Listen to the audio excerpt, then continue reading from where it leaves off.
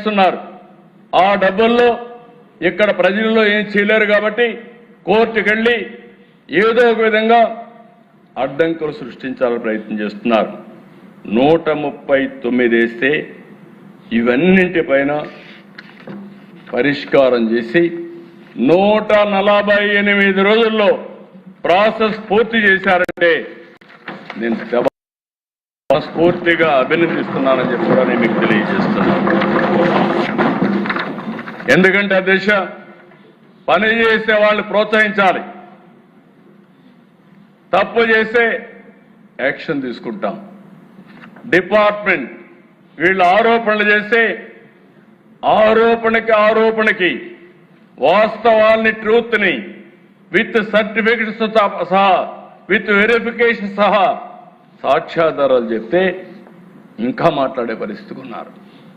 కడాన దిశ మీరు చూస్తే ఈ రోజు నేను ఎంత ఆనందపడుతున్నానంటే, ఈ రోజు రావాలని వెయిట్ చేశాను. మొట్టమొదటిసారిగా ఉద్యోగాలు వచ్చిన టీచర్లు మా ఆత్మ గౌరవాన్ని దెబ్బతీస్తున్నారు. కబద్దార్, మేము కూడా రోడ్డు మీదకి వచ్చి మమ్మల్ని మేము కాపాడుకుంటామని పెద్ద ఎత్తున ముందుకొచ్చారు. కర్నూలులో కొండారెడ్డి బురుజు, నిన్నే అంబేద్కర్ సాక్షిగా కొన్ని వేల మంది వచ్చారు. రోడ్డు మీదకి వచ్చి మేము చదువుకున్నాం, మా మెరిట్ని అవమానం చేయొద్దండి, మా ఆత్మాభిమానాన్ని దెబ్బతీయద్దండి, మేం పిల్లలకు చదువు చెప్పాలని చిత్తశుద్ధితో వచ్చాం, మా జీవితాలకు కూడా ఉద్యోగం అవసరం. అదే సమయంలో మేము పిల్లలకు చదువు చెప్పగలుగుతాం, మమ్మల్ని అవమానిస్తే, మా ప్రతిభని కించపరిస్తే రోడ్డు మీదకి వచ్చి జవాబు చెప్పే శక్తి కూడా మాకుందని మొట్టమొదటిసారిగా ఈరోజు టీచర్లు రోడ్డు మీదకి వచ్చారు. నేను అభినందిస్తున్నాను. ఇలాంటి రోజు రావాలి. ఎప్పుడైతే ఇలాంటి తప్పుడు ఆరోపణలు చేసేవాళ్ళని, ఇలాంటి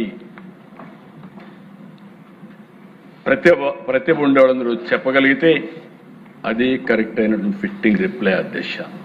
వీళ్లే కాదు అధ్యక్ష, ఉద్యోగాలు రాని వాళ్ళు కూడా ఒక్కరు వెళ్తా రాలేదు.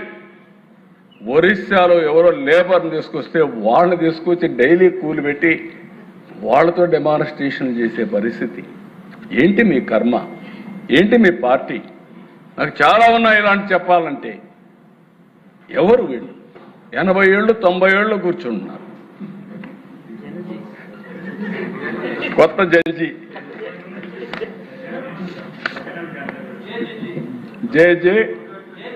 జగన్ జంజి గంజాయి బ్యాచి. నాకు ఆశ్చర్యం వేస్తా ఉంది దిశ. ఒకసారి కోపం వస్తుంది, ఆవేశం వస్తుంది, సభ్యత అడ్డం వస్తా ఉంది. నేను ఒకటే చెప్తున్నా, ఎన్డీఏ విశ్వసనీయతను దెబ్బతీయాలంటే కబద్దార్ మీ తరం కాదు, మీ వల్ల కాదని మరొకసారి హెచ్చరిస్తున్నాను. Every candidate selection is explainable, traceable and also audible and accountable. మేము దాచిపెట్టేది ఏమీ లేదు. Answer key public, merit list public, selection list public. మేము పబ్లిక్ రెస్పాన్సిబుల్. కుట్రలు చేసేవారికి కాదు, కుట్రలు చేసేవారు కబద్దార్, జాగ్రత్తగా ఉండండి. ఈరోజు రోడ్డు మీదకి వచ్చారు. ఇదే కుట్రలు మీరు చేస్తే రోడ్డు మీద కూడా రారు. ధైర్యం ఉంటే అసెంబ్లీకి రండి. ఇది పవిత్రమైన వేదిక. నేను సవాలు విసురుతున్నా.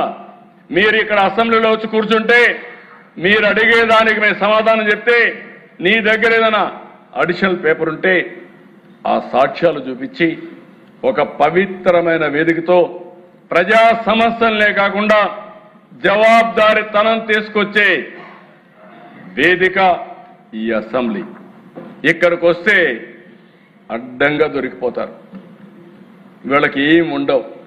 అందుకే రోడ్డు మీద కూర్చొని నేను ఎందుకే చెప్పాను, అదే హిట్ అండ్ రన్. వీళ్ళ పార్టీ అనే హిట్ అండ్ రన్. నేను తీవ్రవాదులు చూసా. 60 ఏళ్లుగా ఆ పార్టీ అయిపోయింది. వీళ్ళు అదే మరి చేసే పరిస్థితికి వచ్చారు. నేను ఒకటే చెప్తున్నా పిల్లలకి, వీళ్ళందరికీ, మీ ప్రిపరేషన్, మీ మెరిట్, మీ జాబ్ ఇది పూర్తిగా మీ కష్టం పైన వచ్చిన ఉద్యోగం.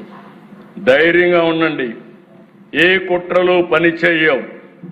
ఇక్కడ అలాంటి కుట్రల్ని ఎదుర్కొనే శక్తి ఈ ప్రభుత్వానికి ఉంది. No back door, no favouritism, no manipulation, only merit, transparency and justice. The real success of Mega DSC is that even those who could not secure a post acknowledge that the process was fair. దానికంటే ఏం కావాలి దిశ? అదే నాకు తృప్తి. దానికే reflection. Select అయిన DSC విద్యార్థులు road మీదకి రావడం, ఉద్యోగాలు రాని వాళ్ళు కూడా ఫెయిర్ గా సెలెక్ట్ అయింది, మళ్ళీ మాకు టర్న్ వస్తుంది అని వ్యవస్థ పైన నమ్మకం ఉంది. నేను ఒకటే హామీ ఇస్తున్నా, డిపార్ట్మెంట్ కూడా కోరుతున్నా, ఇంకా పటిష్టమైన విధానం ఏదైనా ఉందంటే అది కూడా ఎదగదాం.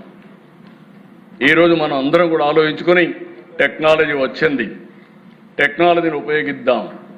సమర్థవంతమైనటువంటి విద్యా విధానమే కాకుండా పరీక్షల్లో కూడా రిఫార్మ్ తీసుకొద్దాం. పరీక్షల్లో కూడా రిఫార్మ్ తీసుకొచ్చి ఎక్కడ కూడా zero tolerance on exams leakage కానీ కండక్షన్లో కానీ. అదే సమయంలో ఒక నమ్మకాన్ని కలిగించాలి, విశ్వాసాన్ని పెంచాలి. తద్వారా మెరిట్ని ప్రమోట్ చేయాల్సిన అవసరం ఉంది. ఈ సభ ద్వారా మరి ఒక్కసారి అందరికి హామీ ఇస్తున్నా, ఎట్టి పరిస్థితిలో ఎక్కడ అవకతవకలు జరిగినా ఈ ప్రభుత్వం జీరో టాలరెన్స్. అదే సమయంలో బురద జల్లితే కూడా zero tolerance. That is our commitment. ఆ కమిట్మెంట్ ని ఎవరైనా సరే విభేదిస్తే మాత్రం జాగ్రత్తగా ఉండమంటున్నా. వీళ్ళు మాట్లాడతారు దేశం. ఇప్పుడు వచ్చుంటే నేను చెప్పుండేవాడిని, కాగితాలన్నీ ఇచ్చి ఎండగట్టేవాడిని, పారిపోయేవాడిని. సిగ్గు లేకుండా అసెంబ్లీకి రారు, బయట పబ్జీలు ఆడుకుంటూ ఎక్కడ వీళ్ళందరూ మాట్లాడే పరిస్థితికి వస్తున్నారు. ఇది బాధ్యత కాదు. బాధ్యత కలిగిన వ్యక్తి అసెంబ్లీలో ఉండాలి. బాధ్యత కలిగిన వ్యక్తులు అసెంబ్లీకి వచ్చి మీరు డిమాండ్ చేస్తే డెఫినెట్గా మీరు చెప్పేది వాస్తవం అయితే మేము కరెక్ట్ చేసుకుంటాం. మీరు చెప్పేది వాస్తవం కాకపోతే మీరు మీ ద్వారా ప్రజలకు మీరు చెప్పేది అబద్ధమని నిలదీస్తాం. రెంట్కి లేకుండా బయట చేస్తాం, కౌన్సిల్ జరగనీయం, మేము ఇదే చేస్తామంటే ఏమీ సాధ్యం కాదు. అల్టిమేట్గా ప్రజల్లో మీరు చులకన అవుతారు. చులకన కావడం కాదు, ప్రజల్ని మీరు చీకొట్టే పరిస్థితి కూడా వస్తుంది. ఇది మంచిది కాదు ప్రజాస్వామ్యానికి. 48 ఏళ్ళుగా నేను చూశాను దిశ.